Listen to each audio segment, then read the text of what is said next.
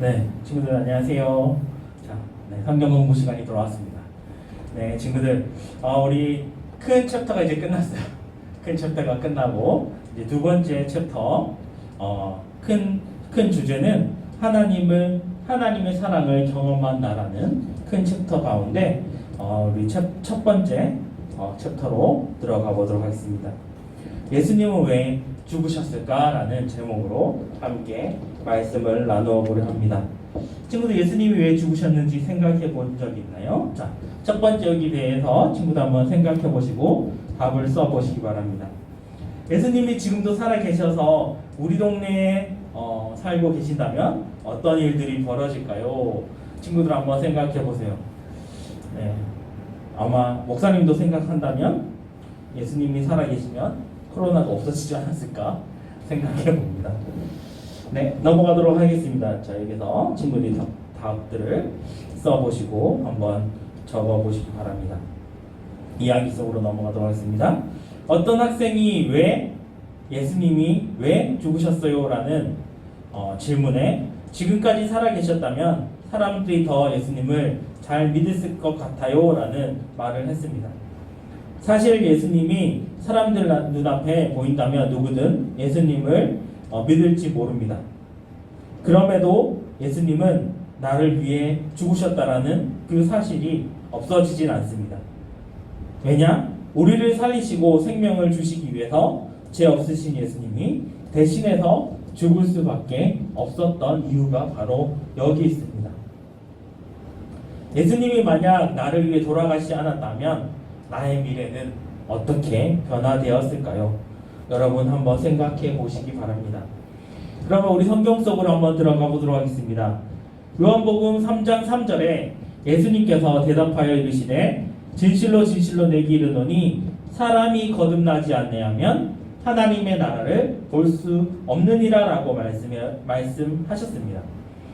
죄인된 우리가 용서받고 하나님의 나라에 들어가려면 거듭나야 된다라는 이야기입니다.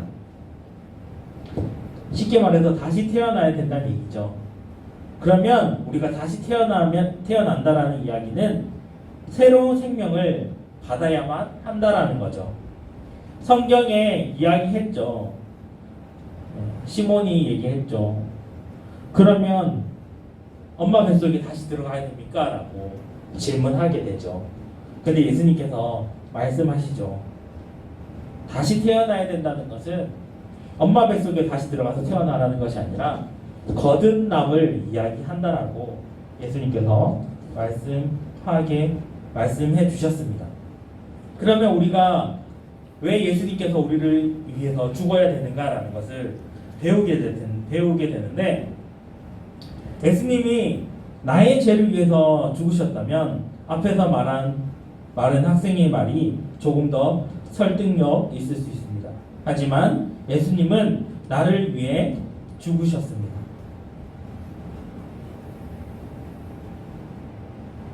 죄로 인해 죽게 된 우리는 결국 죄인으로서 살아갈 수밖에 없습니다.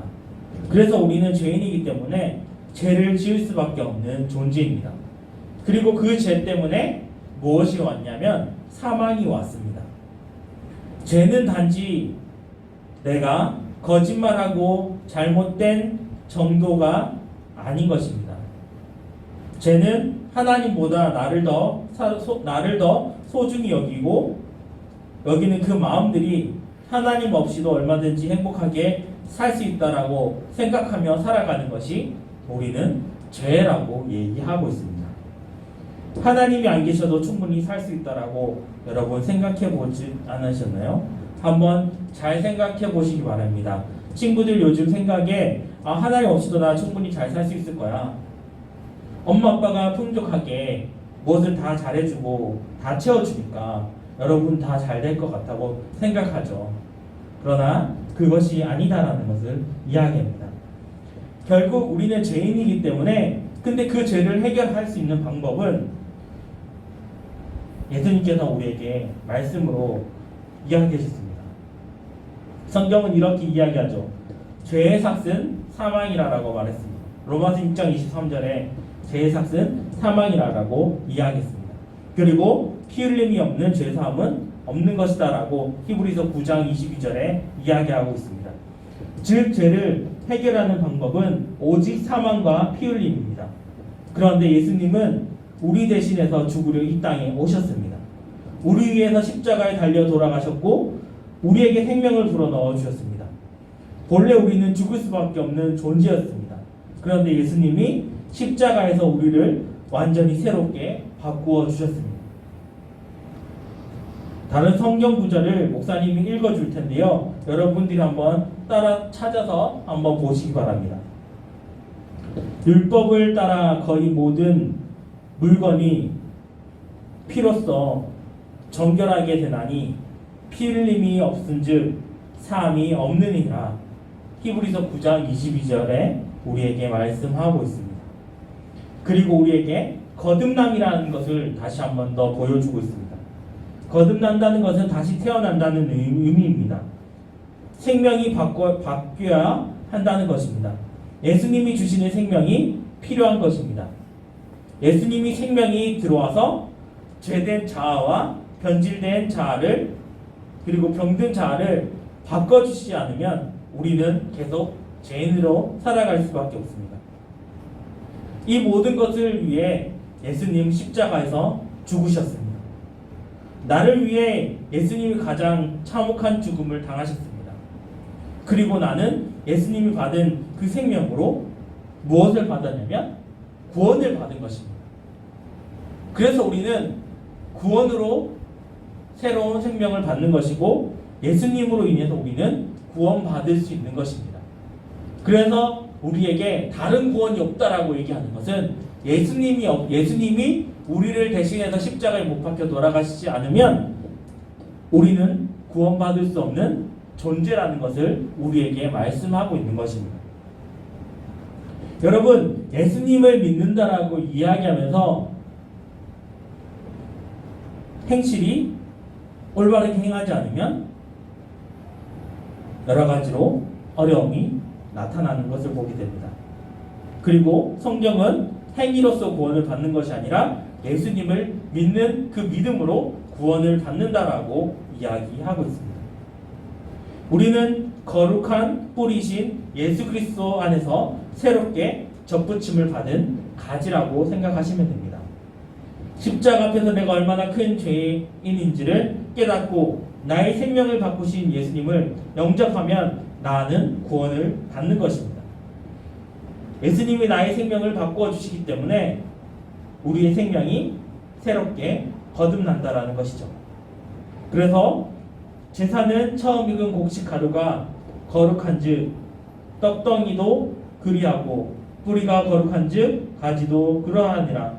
또한 가지가 얼마나 꺾이었는데 돌감람나무인 내가 그들 중에 접붙임이 되어 참 감람나무 뿌리에 진액을 받는 자가 되었은즉 로마서 11장 16절에서 17절 말씀에 이야기하고 있습니다. 과거에 우리는 죄의 뿌리에 살았습니다. 근데 그 죄의 열매를 맺었던 우리가 예수님의 뿌리로 옮겨지면서 그 죄 사함을 받고 우리는 새롭게 거듭남을 받은 그 가지로 우리는 뿌리신 예수님으로부터 새 생명을 받아 열매를 맺게 된다는 것이죠. 그러므로 예수님께서 왜 죽으셨냐라는 질문에 여러분들은 이렇게 대답할 수 있어야 됩니다. 나의 죄를 위해서. 나는 죽을 수밖에 없는 죄인인데 예수님께서 나를 위해서 십자가에서 못 박혀 돌아가시고 우리를 무엇하기 위해서? 구원하시기 위해서 이 땅에 오셔서 친히 인간으로 오셔서 십자가에 못 박혀 돌아가시고 죽으시고 부활하셔서 우리에게 새로운 생명을 주신 것입니다. 그러므로 여러분 다음 시간에 더 연결해서 이야기하겠지만 여러분 새로 거듭난다라는 그 의미가 우리가 잘 알고 있는 그 세례와도 연결되는 것을 보게 됩니다. 친구들, 세례 받는 것이 그냥 그저 왔다가 가서 몇 시간 그냥 공부하고 세례 받는 것이 아니라 여러분들이 생각했을 때 내가 왜 세례를 받았는가? 나는 세례받았을 때 어떤 의미로 나는 세례받았는가? 그 의미는 예수님께서 나를 구원해 주셨기 때문에 나는 새롭게 예수님으로 인해 새롭게 거듭남을 받은 새로운 새 생명을 입은 것이야 라고 하는 것이 세례의 의미입니다. 여러분, 그 의미들을 다시 한 번 더 잘 생각하시고 우리가 다시 거듭난 사람으로서 예수님께서 우리를 죽으셨던 그 이유에 대해서 다시 한 번 더 생각하시고 고민하시고 예수님께서 나를 십자가에 못 박혀 돌아가신 것이 얼마나 감사한 일인지 다시 한 번 더 생각하면서 살아가는 우리 친구들이 다 되셨으면 좋겠습니다. 우리 다음 시간에 또 만나도록 하겠습니다. 안녕.